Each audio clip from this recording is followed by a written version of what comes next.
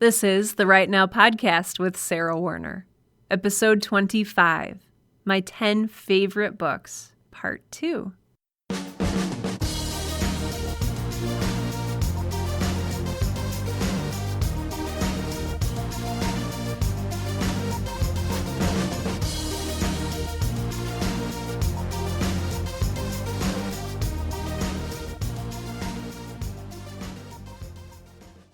Welcome to Right Now, the podcast that helps aspiring writers to find the time, energy, and courage you need to pursue your passion and to write every day. I'm your host, Sarah Warner, and with this episode, I am going to reveal to you the final 5 books in my top 10 favorite books of all time countdown. I always think that writers have a special relationship with books. And not just because when we pick up and read a book, we're interacting with the very medium that we're seeking to create. I suspect that for many of us, our love of reading is what first inspired us to write. Our love of reading is what eventually grew into our love of writing.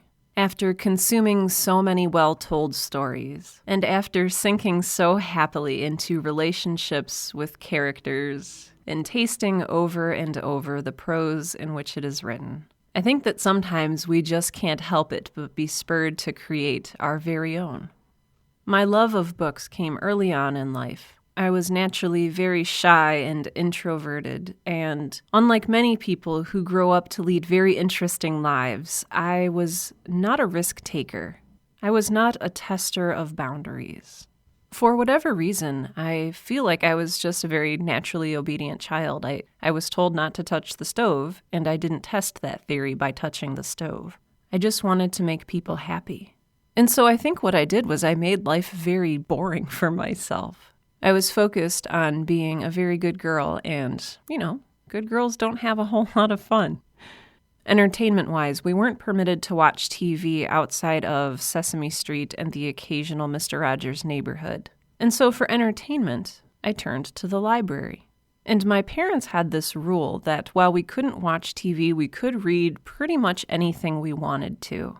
And so I found myself at the public library, and for once in my life, there were no rules or restrictions. I was free to select whatever I wanted to select and to fill my brain with whatever I wanted to fill it with. And so, like so many writers, I grew up reading everything I could get my hands on. I learned what I liked and I learned what I didn't like. And I learned what was good and what was poor writing. And I found that sometimes I liked books that were written poorly, and sometimes I did not care so much for the books that were written with a higher level of skill. And I realized that that was okay, because I read mostly for enjoyment, for entertainment. So consequently, most of my favorite books are on the higher entertainment value side of things, rather than the literary merit side. And I think that's okay. I also think it's okay if you prefer to read nonfiction, or if you prefer to read only one genre like horror or fantasy. There are plenty of people out there who will judge you for what you like to read. In a previous podcast episode, I shared with you the story of the admissions counselor who told me I would never get anywhere in life reading the trash that I so dearly loved to read. Well, there's nothing wrong with reading the so-called trash, and there's nothing wrong with only reading what you consider to be the treasures. It's all so subjective, which is why my 10 favorite books are probably different from your 10 favorite books, or your 20 favorite books, or your 50 favorite books, or your one favorite book. That one book that you return to over and over again, that brings you comfort, that keeps you sane, that acts as a friend when life kinda sucks.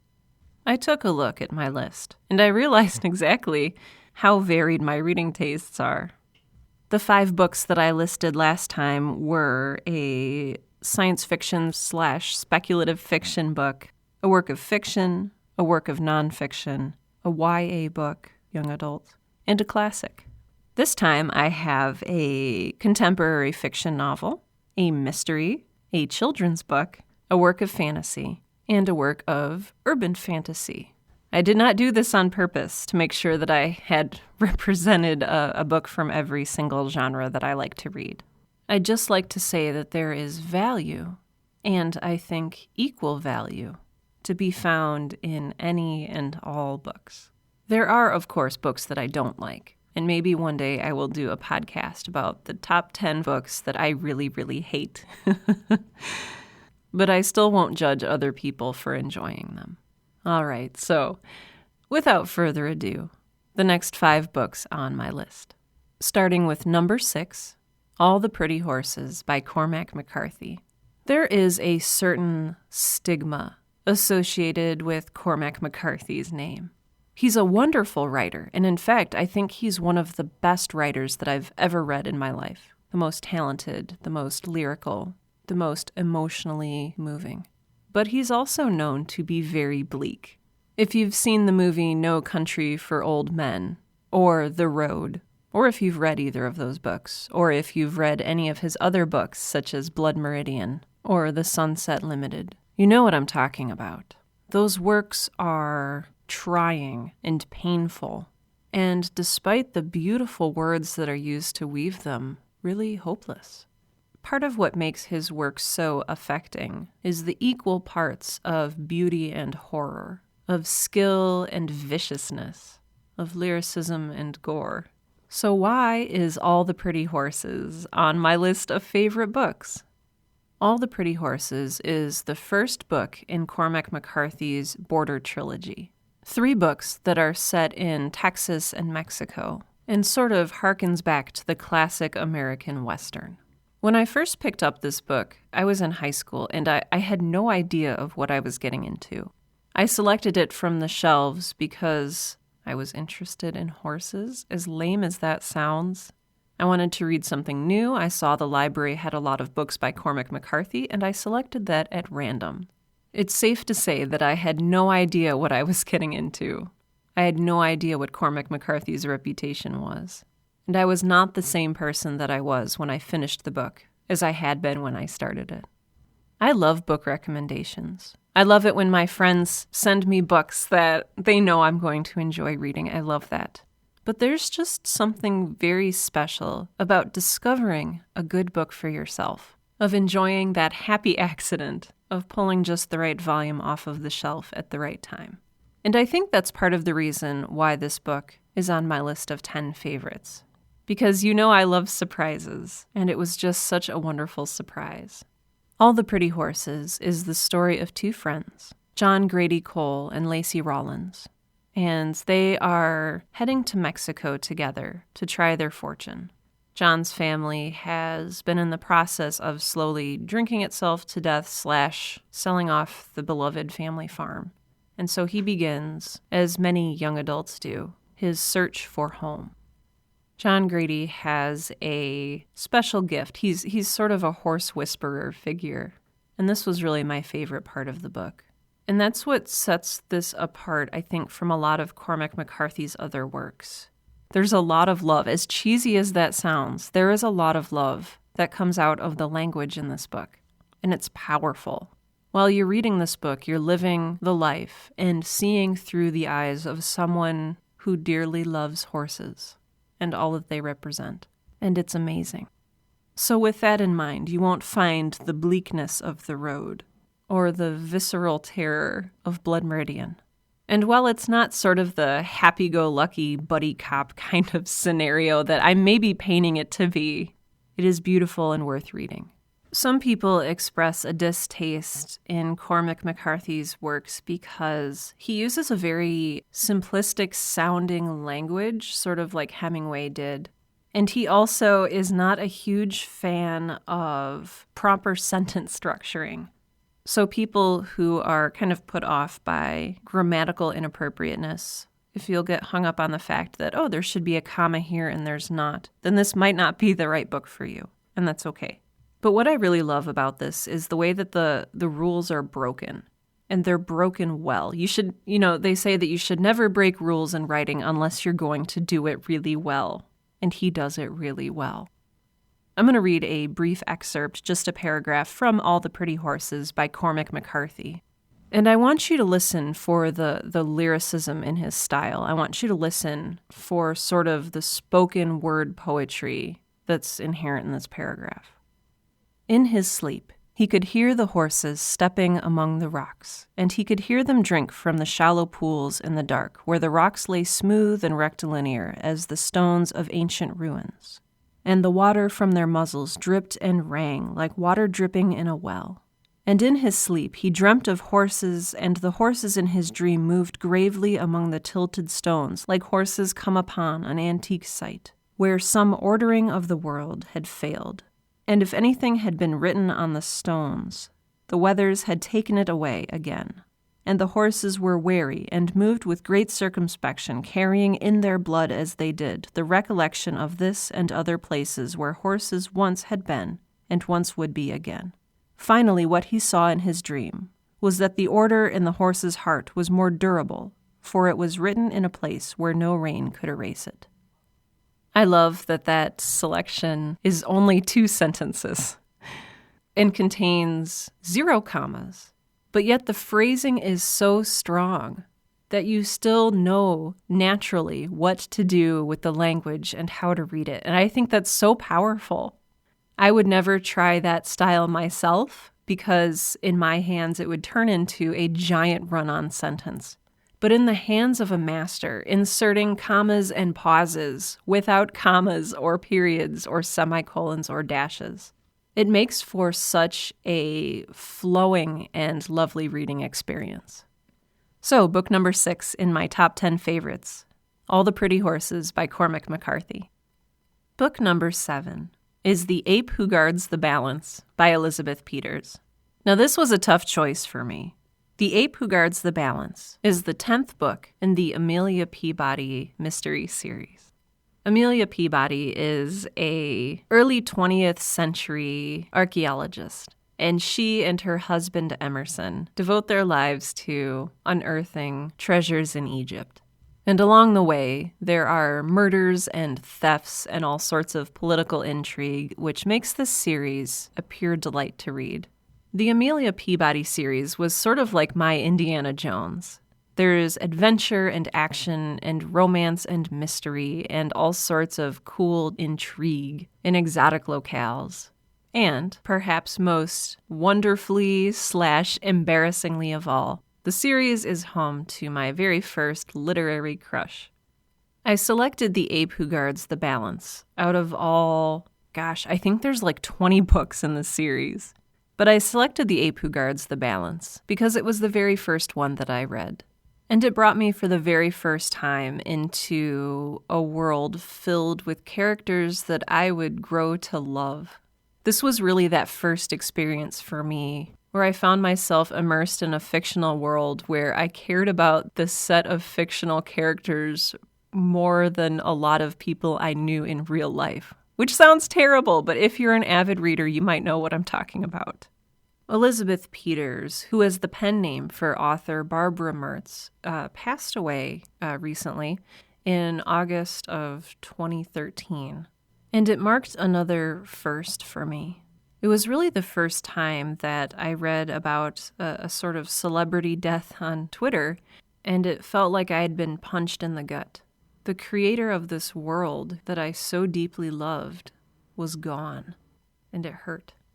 I was always too afraid to write fan letters to authors that I loved. That fear came from being afraid maybe that they wouldn't read my letter, or that they would think I was stupid, or that I simply had nothing of use or value to say. When Ms. Peters passed away, I really regretted never having sent her a letter expounding on my admiration for this world she had created. So Elizabeth Peters, wherever you are, thank you so much for this gift you gave us. You were an amazing writer, and you gave me characters to love in a time where I just felt so alone. So thank you. The next book on my list, number 8. It was a favorite of mine growing up because it opened my mind to a whole new world of possibility. The book I'm talking about is A Wrinkle in Time by Madeleine L'Engle. And while it's technically a children's book, it's one of those books that I think anyone can read and just really enjoy reading. It begins on a dark and stormy night with a girl named Meg and her little brother, Charles Wallace. And without very much preamble at all, it sets them off on this insane whirlwind adventure to find their father through space and time, quite literally, and rescue him from the clutches of true evil. What is most notable, I think, about this book, and the reason that it's so enduring, is that technically it's a children's book, but it does not talk down to the reader. It's not pedantic. This is a book that truly respects its audience and respects its audience's intelligence. There is no over-explaining or dumbing down. This is a book about the fourth dimension. This is a book about travel through time and space. And it is a book for children, but it is not necessarily a book that is pandering to children. There's no preachy morals. There's no dumbing down. It's just honest. And it's beautifully honest in a way that fiction and science fiction and fantasy can be honest. The characters are real. Meg is a girl who is, I think, in middle school maybe. But the book never once goes into sort of the typical high school, middle school politics of being that age. What I mean by that is Meg never gets bullied by cheerleaders, even though she loves math and wears glasses. I think so many stories written for children and young adults center around school and use school as a crutch. Sure, a lot of life when you're that age happens at school, and school has a tremendous effect on who you are as a person and who you grow to be. But I just really get tired of the metaphor of school as real world. Like, one of my biggest pet peeves is when you're watching, if there's a TV show that's set in a high school setting, it's just so stereotypical, but it's not stereotypical of how things actually are. It's stereotypical of how aging writers for TV remember an exaggeration of their high school years to be. The whole jocks versus cheerleaders versus nerd thing is so overdone, and I feel untrue. But I digress. We're talking about A Wrinkle in Time. The other thing that I really love about this book is the relationship and the loving relationship between its family members. There's so many books where people are fundamentally alone and they need to find love. And those stories usually end up being romantic or some kind of love story that's written there that develops. But A Wrinkle in Time begins on the foundation that Meg is a very loving person and has very strong ties to not only her brother, Charles Wallace, who she's very protective of, but also with her father, who she's never given up on, even when the rest of the world has. The love is so natural and powerful and elegant. It's not all awkward and tripping over itself like in so many other books. It's genuine and deeply and truly so. So give it a try if you haven't read it before. A Wrinkle in Time by Madeleine L'Engle. A great adventure for any age. Speaking of adventure, book number 9 is a beautiful, quirky, and wholly original fantasy written by Australian author Garth Nix. It's called Sabriel, and it's one of those books that I keep next to my bed, and I have a copy of digitally on my phone so that I am never anywhere without it. This book is, again, a fantasy, and I almost don't want to tell you what it's about. I read a lot of young adult literature, and a lot of the less well-written YA literature focuses on a girl with superpowers, and she fights evil and looks gorgeous doing it, and often gets into very bad situations because of poor choices that she's made. This book is the opposite of all that. And despite the fact that it says it's for ages 12 and 13, I don't think this is, by any means, just for that age.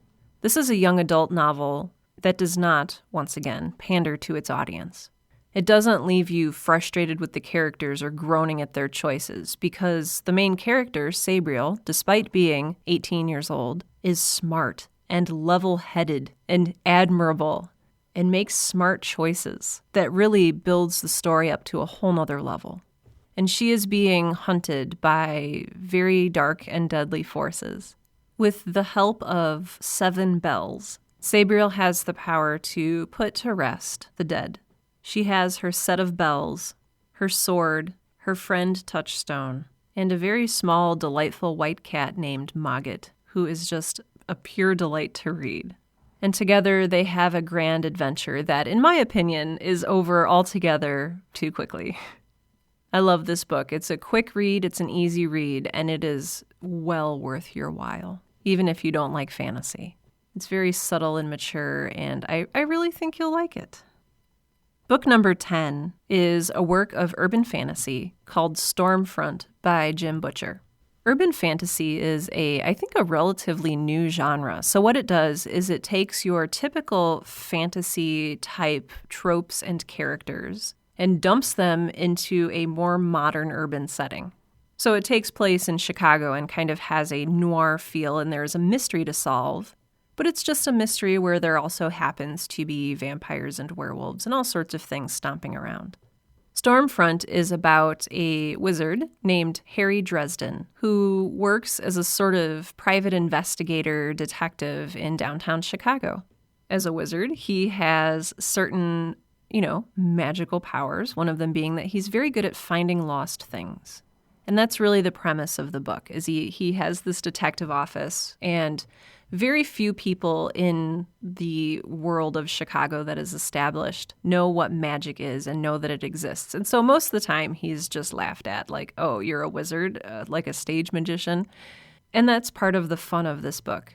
It's sort of like the X-Files where, Mulder and Scully have seen all these weird things and everybody else around them just misses out on these weird things or just thinks that I just saw something and I'll just conveniently forget about it.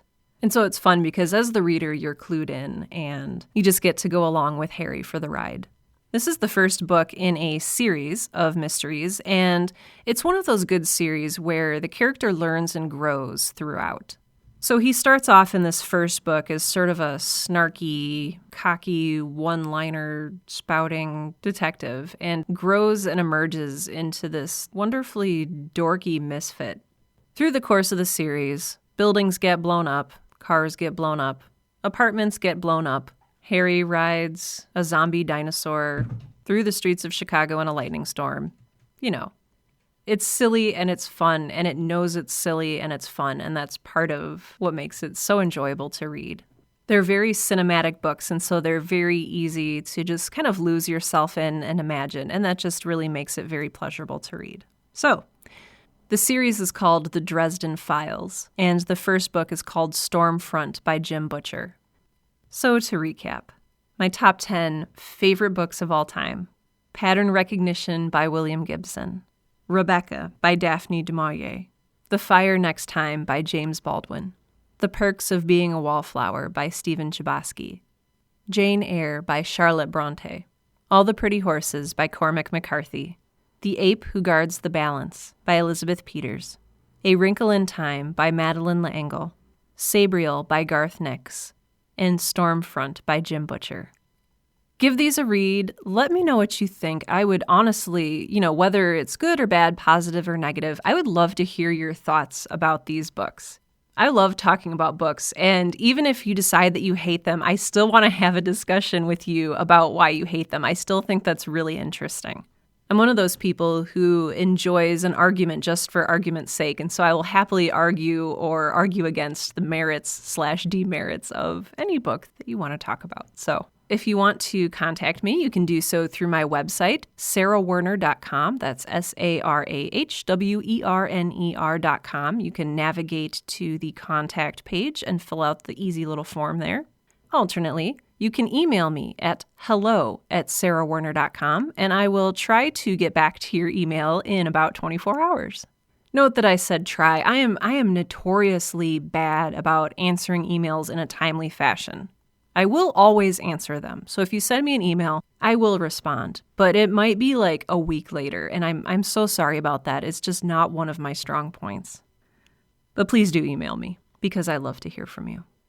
All of the books that I talked about today are listed in the show notes for this episode and the previous episode, part 1. So you can click on them there. It'll take you to Goodreads, and you can go from there. You can also sign up to receive a weekly email from me.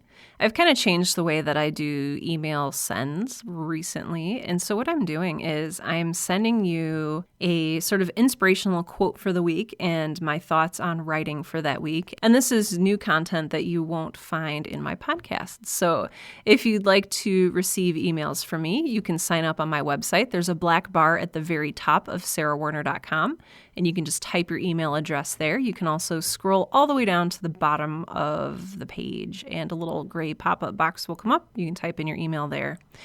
Either one, it goes to the same list, and I will send you emails once a week for fun. I hope you like them.